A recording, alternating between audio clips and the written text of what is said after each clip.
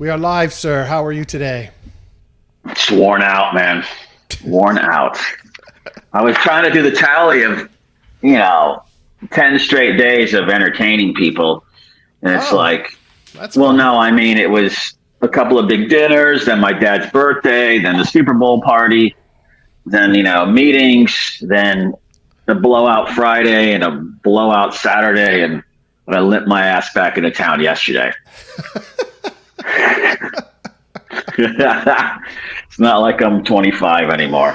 Yeah, it's hard to keep up with that fucking schedule, man. That is definitely not something I could do. I tell you. Yeah, my big weekend was Arts Festival in the Grove. Yep. That's nice. Although the caliber of artists weren't quite up to normal stature this year. I noticed that last year too. Yeah. It was only like 3 or 4 that I actually liked. There was one artist I loved, friggin' loved. I'm going to try to get him on a gotcha machine because his shit's really cool. He's already done a couple of NFTs with his stuff, but his art is amazing. Absolutely amazing. So, was it one of the ones that you shared on Twitter? That one picture. He does this. He does this. He patterns his art after his son's point of view. And there's one piece of art that is like everything that my children talk to me about all the anxiety and shit that they think about in this world is encompassed in this one big, beautiful art piece. Anyway, he's done animated versions of his art. Really just amazing shit. So I'd love to see him. I'd love to see him do some NFTs with that. So we'll see what happens. That would be cool. That would be really cool. Yeah. So, all right, let's see. I want to see.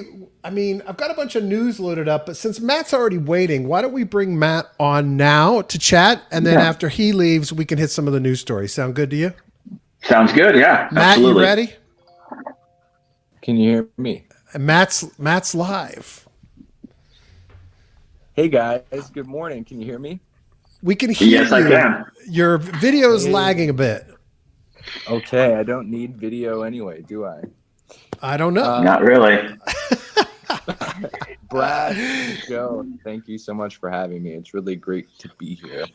Hey, it's great to have you on, buddy. And thanks for connecting us with Darren or Dylan. Dylan. Yeah. That was Dylan, an awesome. right. You guys, that was an awesome interview. That's a cool project. I'm glad to hear it. Dylan is a very bright young man. I met him at Consensus in Austin last year. At what was it? It's called Supermoon. They had a party after Consensus. Like they're kind of known for throwing great events. I'll tell you a little bit more about them in a bit when we talk about ETH Denver. But Dylan was there and he was talking about ZK rollups, and he was like the only person in the room talking about ZK rollups. And when there's someone in the room that's talking about something that nobody else has heard of, they're probably not crazy. They're probably onto something new. And so I've come to learn that Dylan's always on the edge of something new. So it's great to collaborate with him. I'm glad you guys got a chance to meet. I saw 2 podcasts on my calendar at the same time, and I was like, yeah, these guys should meet. They should totally just do one together. 2 birds. That's awesome. That's awesome. So Matt, your company is Purple Squirrel Media. Why don't you give folks a little bit of background on you, because it's interesting, and then talk to us about what you're doing with Purple Squirrel Media. Sure. Besides being a master networker and facilitator. My name is Matt Karsten. I am the founder of Purple Squirrel Media, and Purple Squirrel Media is a decentralized streaming network building on Solana.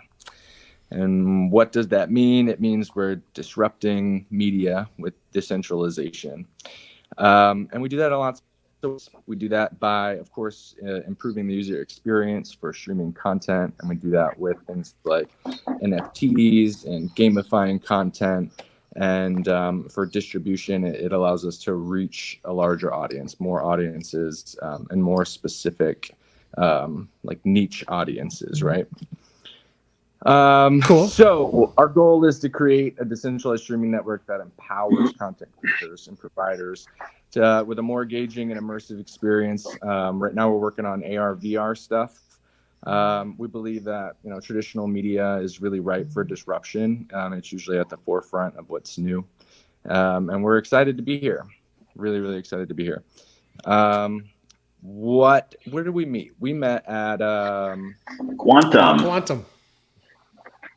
Quantum Miami. Quantum Miami was just a couple weeks ago, and then that was great. It was like I would compare it to like Decentral in Miami last year. It was kind of done at like this hotel convention center that looks more like a mall. So it was kind of like this big open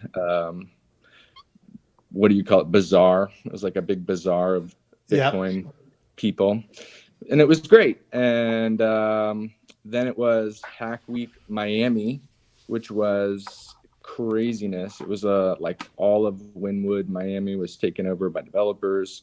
So Solana Embassy was involved. The Cube was involved. It was a lot. It was great. I mean, I got to work with Niantic while I was there, which they're like the creators of Pokemon Go. And I learned cool stuff like about VPS. Have you guys ever heard of VPS as opposed to GPS? So no, only in the context of virtual private server. So not virtual private server, but like visual positioning system. And so it's more accurate. Like GPS is from the satellites. It's accurate down to like 10 feet. VPS is accurate down to like 1 centimeter, and it uses that LiDAR scanner on the back of your phone. So one of the companies that's actually utilizing LiDAR, it has a lot of like AR, VR applications, which I thought was very cool. I felt like I was doing a science project all week. That's nice. Now I'm super deep in the AR, VR. Like it went from building an AR, VR game on your phone to like building games in Unity and learning like editing software like Blender. So a lot of high level learning going on there, and now I'm applying it directly to what we're learning. So it's all great stuff. That's great. Can you give us an idea, kind of the kinds of things you're working on to deploy on Solana in some more detail, or the kinds of projects you're working on it? So we just did last week this very big project with this this artist. His name's DeAndre DeVoe in Miami. And he is the founder of Third Eye Apes, and this project is called Woke Apes. So he's a special artist, like you say. I love when I meet just a cool artist, and he hand draws all of his like Bored Ape layers, if that makes sense, for his NFT collection. So like he hand draws all of the eyes, all of the mouths, all of the wings, everything. And I thought that's really original in the NFT space. And so and his first collection was really successful. They raised like $300,000 in Ethereum.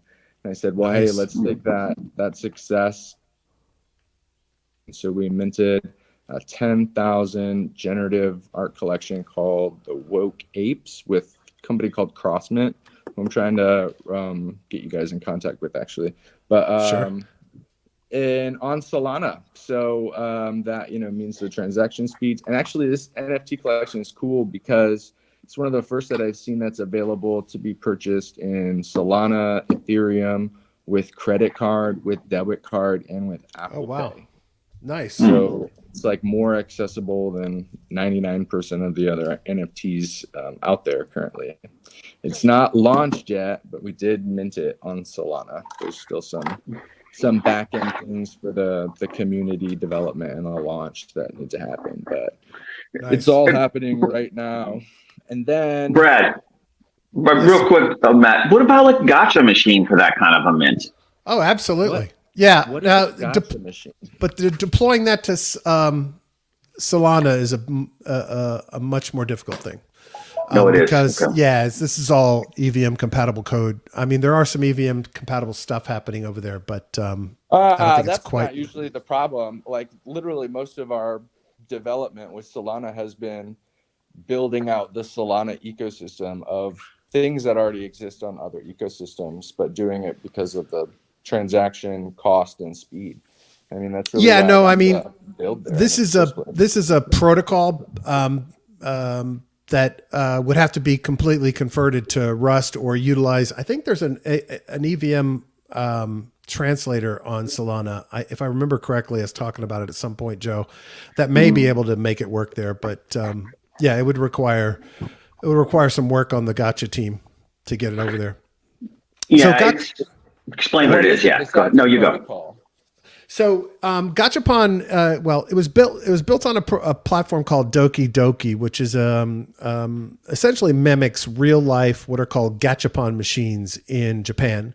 And Gachapon machines are placed in stores where they're filled with collectibles, and you put a quarter or whatever it is, a token into these machines, and you turn the handle, and out comes the other side some collectible randomly of what you would get. And so the Japanese vending machine. Yeah. And so what they did was they took the idea of distributing NFTs. Instead of basing price on the NFTs on the rarity of the NFT and having different prices for different levels of rarity, et cetera, capabilities or whatever of the NFT, the Gachapon machines on the Doki Doki platform allow an artist to load up all of their art into the machine, set one price for it, and then the collectors randomly could get something exceedingly rare or something common. So it becomes like a gamified version of NFT distribution. So instead of everyone rushing to mint, and try to get the most rare ones and paying up top dollar for those, every person that's a collector has an equal opportunity to get something incredibly rare, or something common, but at a flat price. And so it's kind of this gamified system. The whole mechanism of it is very gamified. And so they converted that into go ahead. It's provably fair. That's the word that I've heard recently to describe new vending style, or like it's provably fair. It's almost, exactly. That's amazing. And I just remembered that there is a project on Solana that we're working on in one of the hack houses. It's called Maki, and it's meant to be a Solana Pay vending machine, like via QR code or via your Solana wallet. Oh, cool. And I think it would work in several ways. Like even if it was digital or physical, I can definitely see that being something to talk about. Something. Yeah, and it's pretty cool for the artists too. They can just set the flat price, and then they overall on average earn more from a Gachapon machine than they do trying to sell work one-offs or in smaller mint sizes. So it's a cool concept. Anyway, they created a protocol out of it so that now developers can integrate it into games, integrate it into other NFT applications, that kind of thing. I see. So yeah, that sounds very very cool. I want to get one now. I want to try it. Yeah, check it out. It's dokidoki.com or gotcha.com. Either one I think works. So actually, yeah, they're doing there was the old tokens were Zuki and Doki, and they're merging it into a new one that's going to be called Gotcha. And it's going to be based upon how many times people spun the Gotcha machine or played it, and how much you hold in those other tokens. But when that comes out, it's probably going to really run, is my guess, just because, every time we mention this, Brad, everybody's like, now it just keeps getting more and more resonance with people. Yeah. Where at first, remember a year ago, everybody was like, what? Well, now everybody, because of all the problems in, say, the NFT space and fair launching, now I see that just the way Matt reacted, a lot more positive reaction up front for it. Yeah, makes sense. Makes total sense. Yeah, I'm excited for it. So we'll see what happens. So anyway, that's gotcha. That's Doki Doki. I actually have this advisor. I'm on this like volunteer programming board with this company out in LA. It's this accelerator for startups. It's called Start Out. And I have an advisor named Brad. Shout out to Brad. Very nice guy. But he actually, besides being a former VP of JCPenney, before that went up, he had like this big run of building. He's a tinkerer. He likes to build vending machines with his own games in them and program them. And he's several times in the past has had the business of building and distributing his own little arcades and vending machines and stuff. So if there's a physical device that needs to be built, there's definitely access within our own network of people to take care of these things. That's cool. Well, Brad, remember we were talking to that museum guy from Austin that I think it was about a year ago, and they would do fundraisers, physical fundraisers, and people would come in and play games and do different things. And, you could really see how a physical device like a slot machine kind of thing, or actually like a Japanese gachapon machine, could be done. And then what could come out of it would be NFTs. Yeah, that'd to be their very wallets. cool. And I think that would fit in well with what Matt you're saying with your buddy, the other Brad. It's like an NFT ATM. Yeah. Hey, don't get me started on ATMs. I'm at Shree House right now in Cleveland, Ohio.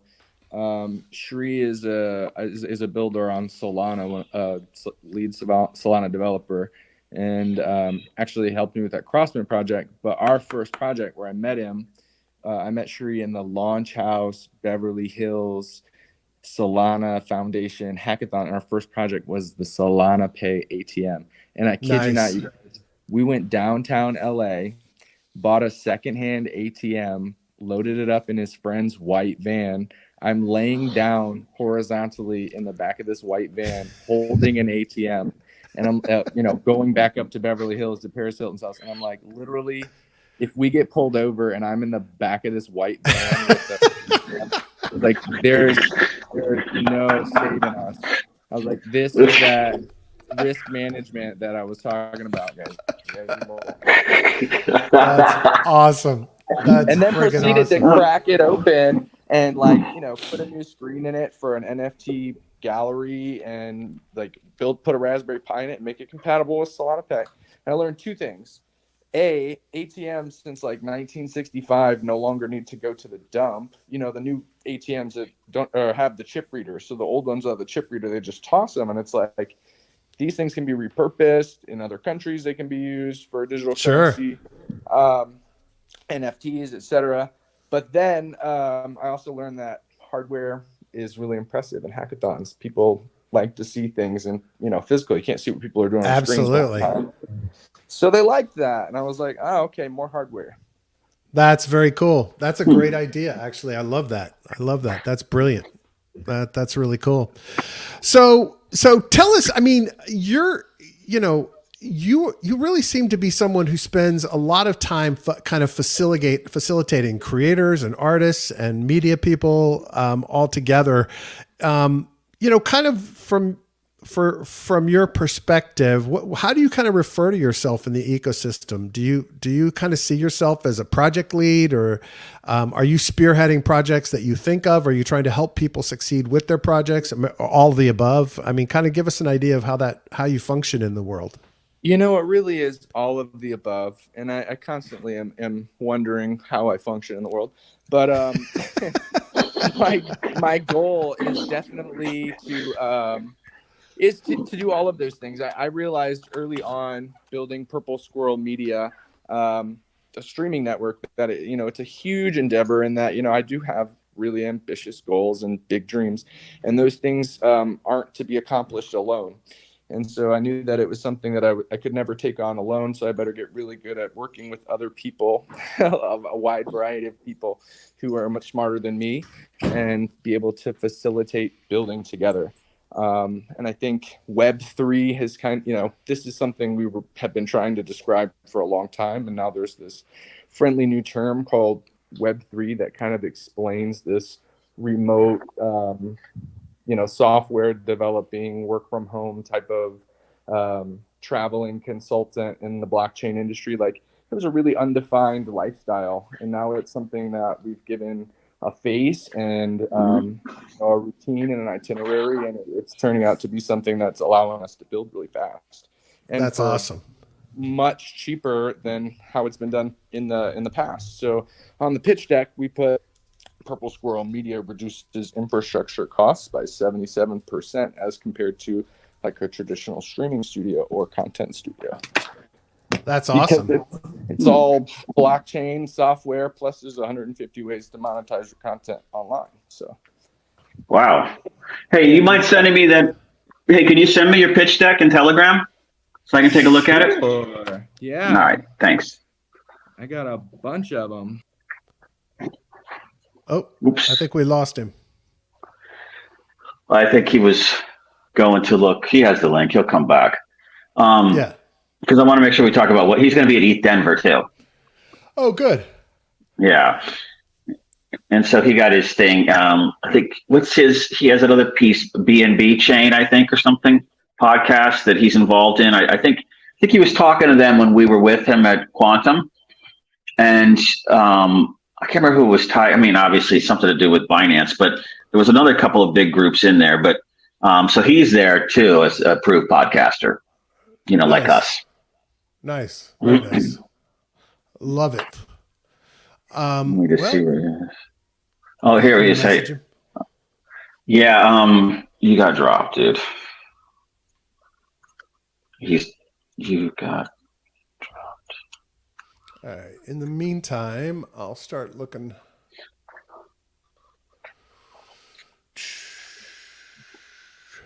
There he is. Okay, cool. You're back. I tried to send you something on Telegram and it kicked me right out. Yeah, no, I see it here. I see some of the stuff coming on Telegram. So, oh, nice. Oh, look at this. He's got like text of our show running automatically. Can you see it? Hold on. Yeah, I think he did I think he used ChatGPT to generate a potential interview. Yeah, it's pretty cool. All right, here, I'll just shoot it over to you. You can take a look too. Oh, there's Adam. Hey. There we go, buddy. Sorry about that. I'm not going to try to send you anything else right now. Yeah, okay. Do it after we're done, man. Because we want to hear all about your plans for ETH Denver.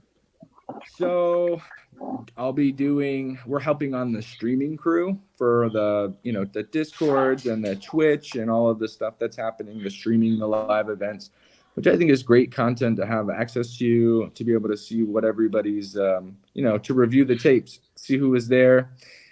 I like to, how do I like to build? I really learned early on that you just have to be cautious with how you move, and, you can trust, but you definitely verify with data. So I like to go meet people in person. And so I who do you work with? I work with the people that I've met, the people that dress up and show up and are there to participate in the community. So it makes choosing your Web3 community, a little more verifiable as far as like, how do you know this person? How do you know their company? It's like, well, I saw them in person. I saw their booth. I experienced their activation or what they're putting out there in the world and enjoyed it. So it's time to engage, as opposed to, oh, I saw their cool website online and I, have never met them and I don't know who they are. It's like, usually the coolest websites are not the flashiest ones. They're like, right, just a line of text, and it's like been there since '98.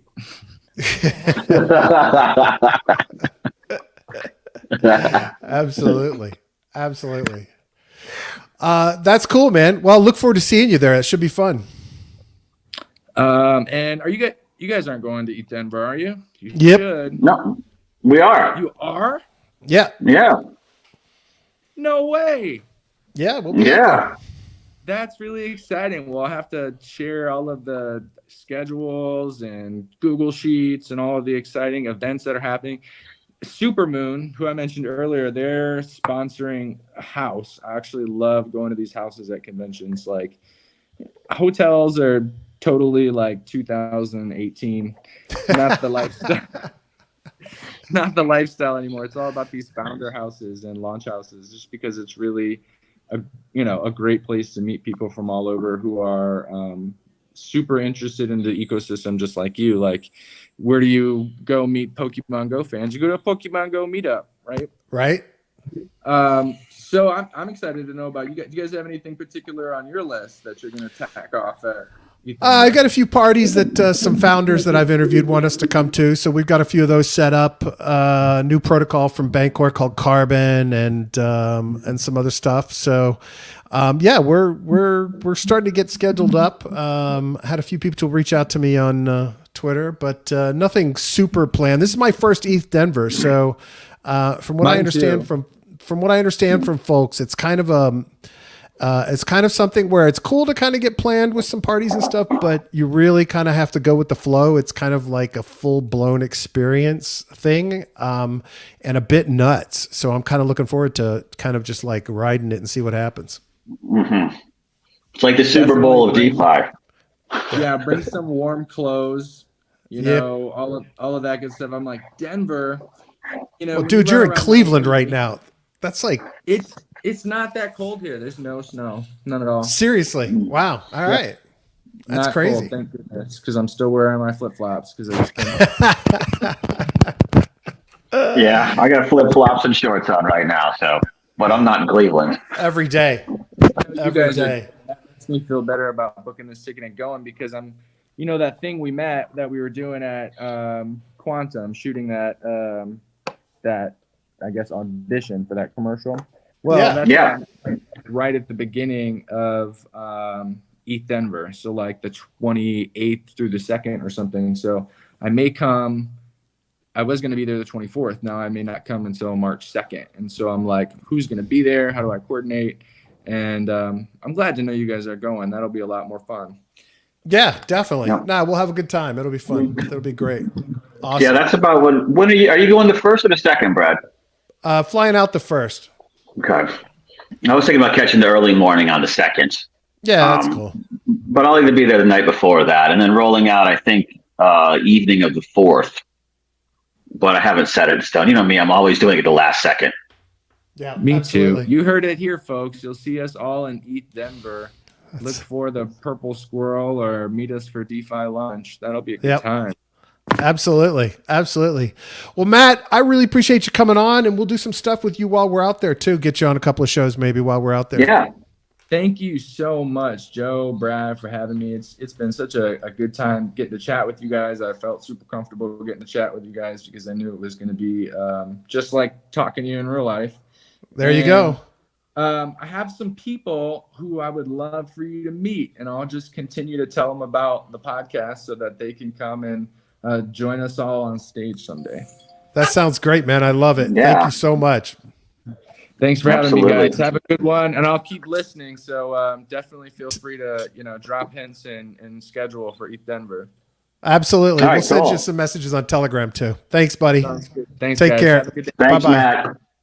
All right, buddy. All right. Good guy. I like Matt. Yeah, it's funny, when we met him, I felt like I had known him for, I don't know, years, months, whatever. And I was like, and then I was talking, and I remember I said to you, I said, do you know him? And you're like, no, I just met him. And so it was so weird that we had all felt so comfortable with him. His whole vibe, demeanor, all of it. And, and it was an instant meeting. And he told me that ATM story. And I was just cracking up because I kept thinking of like a Breaking Bad scene, or, people stealing like ATMs and pulling them down the street with a pickup truck somewhere. Yeah. But just a super good guy. And he's Niblet says, that was great. I love hearing from folks with dirt under their fingernails. Yeah, that's awesome, man. He's out there just kind of beating the bushes. This guy's a master at networking. Let me tell you, he's really, really good at networking and building a network and getting the best out of people. So he's a good guy. We enjoyed meeting him, getting to know him. I think what also is, if I remember correct, I think he was like a singer performer for like 10 years on cruise ships and things like that before I think it all ended in the pandemic. And so that's why he kind of has a nice, he's comfortable, and, like any actor would be, or performer. And that's what I kind of felt like really cool with him at the very beginning. And, he's kind of operating in an area that we're not really operating in. So he's a good value add for everything that we're doing. So it's a super cool guy. Yeah. What do we got here? I didn't climb into the details of this, but I think, was it Shizzy that was into Astar Network? Somebody in our community was checking out Astar. So this is a good sign. I didn't climb into the details of the deal, but Sony is working with Astar for a Web3 incubation program. So I assume they're ponying up some cash. They're going to look for people that are doing consumer electronic kind of plays on the blockchain. But let's see. Applications open on February 17th. Let me see if there's any details there. Web3 incubation program, developing Web3 projects with leverage the knowledge and resources of Sony Network Communications and Astar. No money. Oh yeah, tech and financial support. Grow your Web3 startup with Sony and Astar. So I guess there's the potential to use some of the tools and capabilities within the Sony network and infrastructure. So anyway, Shizzy said, "I love Astar," and Niblet said, "And 453,654,000,000,000 blah blah blah other tokens that Shizzy loves." The Shizzy index. The Shizzy index. The whole market. The Shizdex. It's the Shizdex. Yeah, there you go. There you go. Shizzy says only 62 tokens right now. Well, anyway, evidently Sony loves Astar, so good pick, man. I don't know if they had a nice boost on price because of this, but that's certainly good to see, I would say. Shizzy Dex is basically just CoinGecko. Nice of the CoinGecko guy to make him a custom list. Oh, man. That's funny as shit. That's funny. I love it. I love exploring new shit. Yeah, he has had good picks lately. Yeah. Absolutely. That's hilarious. So SEC sued Do Kwon, but let me see if I can find. There was another article I had on the how much it was a scam up front. Well, kind of yeah, and then the regulatory land grab that the SEC is trying to do in this. They're trying to get all of their qualifications for what's a security, et cetera, inside of this lawsuit. I'm assuming they hope that, Doe's going to fight them and fight back in court so they can get it into court. But anyway, this article on the 4 things that were, what were discovered from the filing based on the SEC's accusations, obviously not proven yet, but they do provide, from what somebody said, mountains of information in the filing that is more than the normal SEC lawsuit filing in terms of the evidence to back it up. So anyway, the stability was a complete and conscious fabrication. And looks like somebody said it was Jump Network that did this, but they had a third party that purchased massive amounts of UST to help restore the $1 peg of UST. Do Kwon has still been cashing out, evidently tracing back to the Bitcoin that they bought, that a ton of that Bitcoin is still not sold and has been transferred out, and that they had him specifically cashing out $100,000 worth of the BTC when he was in Serbia. So they're still grifting off the original investors in there. And the whole idea of this deal with Chai, right? A big part of the sales pitch was that Chai, this South Korean payment network, was using the Terra network for storing their transactions. Well, turns out not so much. It turns out that he popped up a server that could read all of the existing transactions on the Chai network and then was basically pretending that they were real transactions on the Terra network in some way. I have no idea the details of it, but evidently everything about that relationship with Chai was bullshit. A total crock of shit. And then this one sounds most like Madoff of all the other ones, right? I mean, absolutely, absolutely. I was always kind of felt that Madoff kind of turned the corner when everything tanked. But then, I don't know if you've seen that documentary. There's like 4 episodes. It's on Prime or Netflix. But evidently, the whole trader thing that they were raising money. No, the trading operation was, I think, clean. But the investment operation on the floor below never did a single deal. It was a pyramid from day friggin' one. And I always thought it turned in 2008, but it had been going on for 30 years of fabrication. So this sounds more like that. And they're going to crush this guy if they get their hands on him. Yeah, if they can catch him, they're going to destroy his life. Yeah. Like, it's over. It's over. I saw, let's see, Strike now allows businesses to send USD through the Bitcoin Lightning Network. Not sure how they're piggybacking on the network. I'm assuming they're doing some fast swap into sats, cross the network, and then back on the other side, they're flipping it back out to USD. I don't know how they are handling, the associated fiat network fees with that, but still good to see. And Strike is a powerful application. They've done a really good job building that that platform out. And I think it's going to be one of the primary drivers for Lightning, because they're smart enough in that application to shield the user from the complexities of Lightning and Bitcoin and everything else. You don't have to understand any of it to use this tool. They've made it a dead simple interface.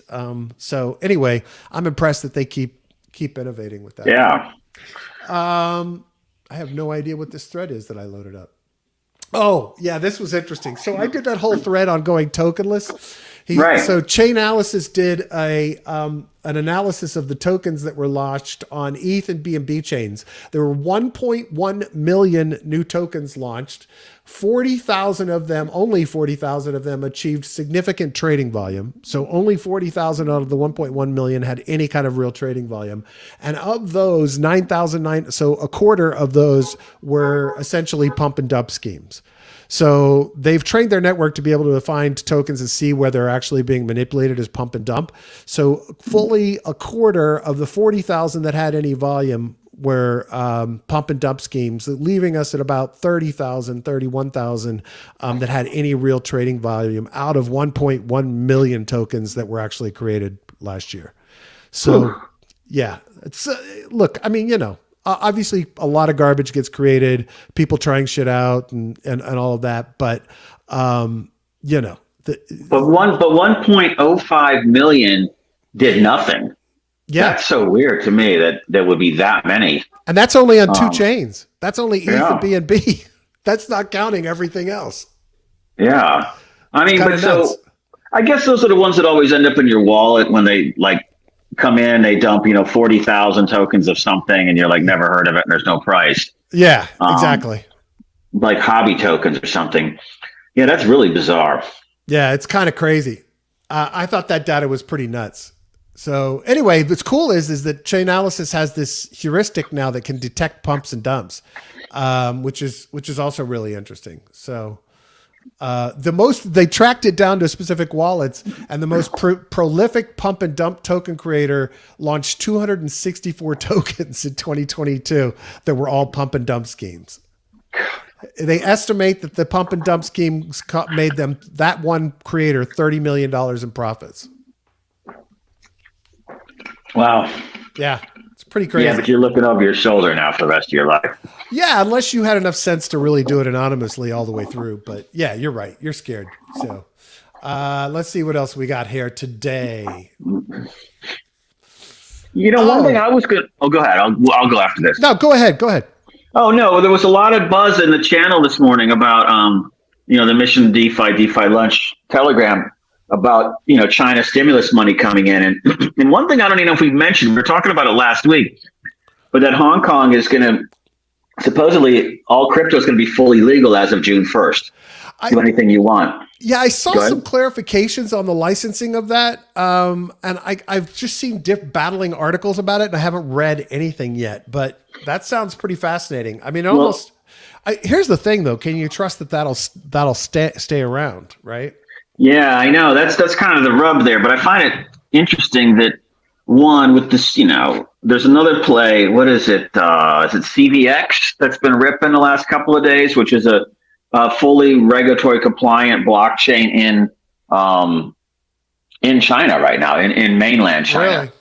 And I think it was CVX. It might be CRX. I can't remember, but it's, if you just search on any of like CoinMarketCap or CoinGecko, all the coins for the top performer, it's up there in the top 2 or 3.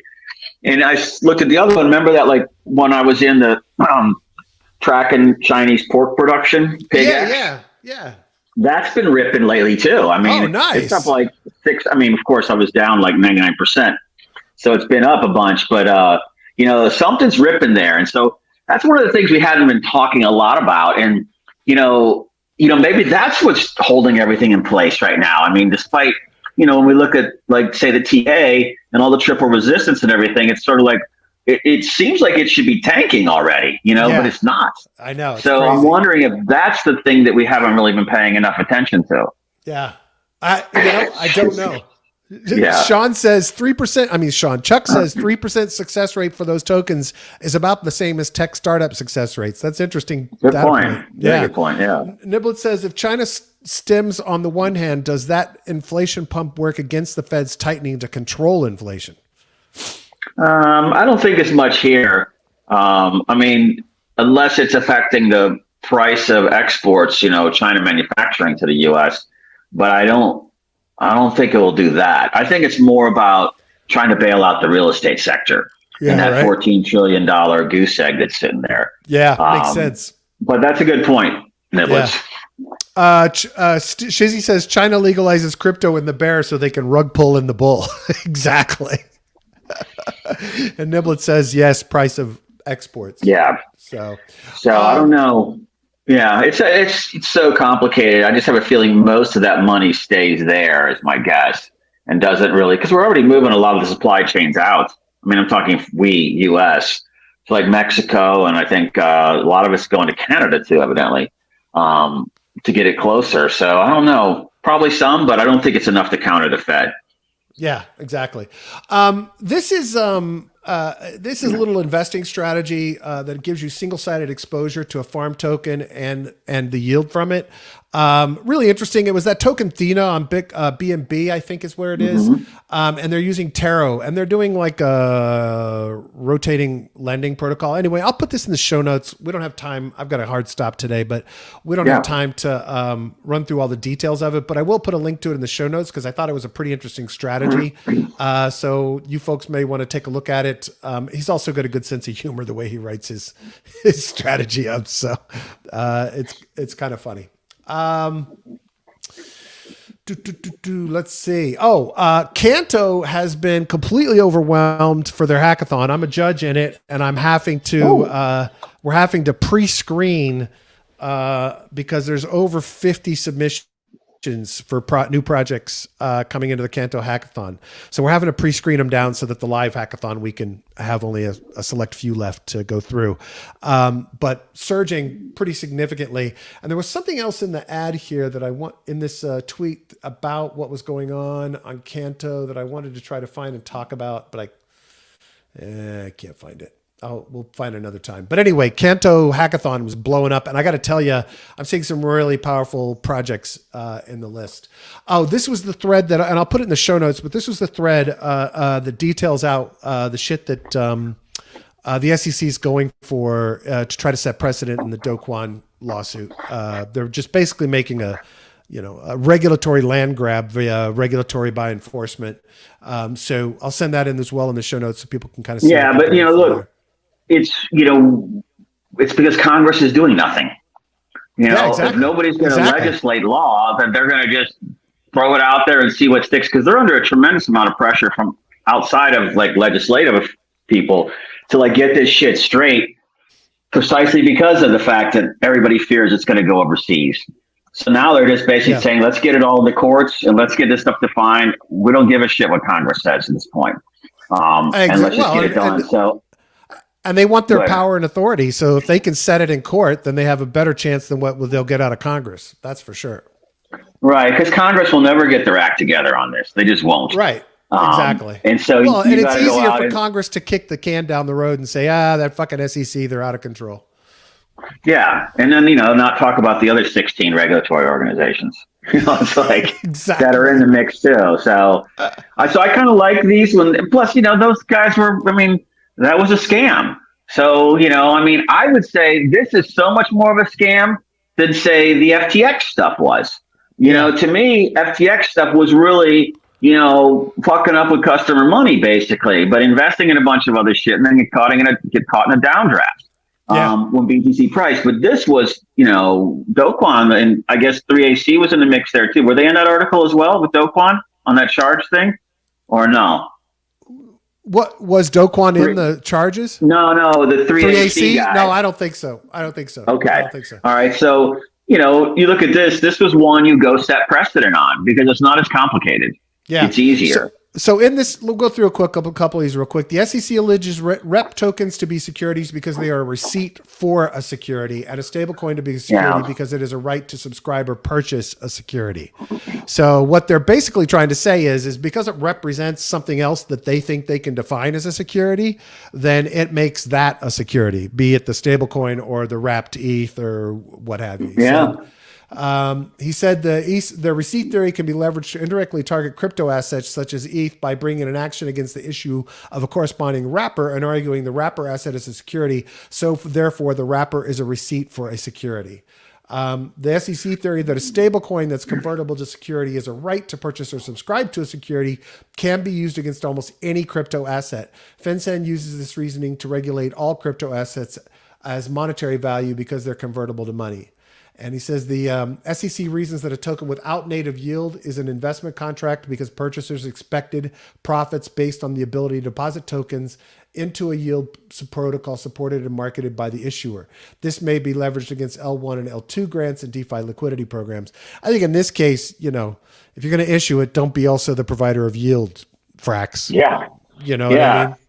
Well, also there's another, I don't know if this is in this article, but there's another set of talk coming out of different groups, which is that, they're really trying to model this now after how you do TradeFi type investments. So whereas anybody that has a fund that's taking in money to do crypto is now going to have to be a registered broker dealer. Yeah. Because I don't know if they're going to go retroactive on that or not, because if you're funding with USDC, then, only in TradeFi, certain people can have custody of assets. There's very few, there's not bazillions of them. So they're really trying to do this here, and whether that makes sense or not, I'll leave it to everybody else. But, they're putting new rules in. They're looking at everything that's happened in the last 5 years in ways that I wasn't even aware of. Yeah. So, anybody, just needs to really dot their I's and cross those T's right now. Yep, absolutely. And if you didn't file, proper exemptions and proper documents with the SEC, then you're probably in trouble anyway. Even those who have filed, the loose filing ones, because they're still custodying stuff. So, right. They're going to fall into that broker dealer area, and, they don't look too kindly on that. But yeah, it's crazy times. So, yep. This is an interesting post. You know what? I'm out of time, actually. This is an interesting post. I'm going to post it up, but very interesting post on the 11 greatest investors of all time. I thought it was really cool. Look at it because it shows the difference between some of them that are value or fundamentals based investors versus TA and algorithmic investors. So like the first 1, 2, 3, I think like the first 5 out of it, 6 out of it were all value or fundamentals based, macro. And then, we of course had TA and algorithmic, Simons, who was mean reversion in algorithmic. So it's a really interesting article, just interesting thing for people to take a look at and see what's been successful longer term in the investment world. So it's good. Mm-hmm. Yeah, a lot of those people all rode the wave of post-World War II societal advance, and expansion. So, yeah, exactly. that's kind of, I don't know if those guys succeed today. Juan equals,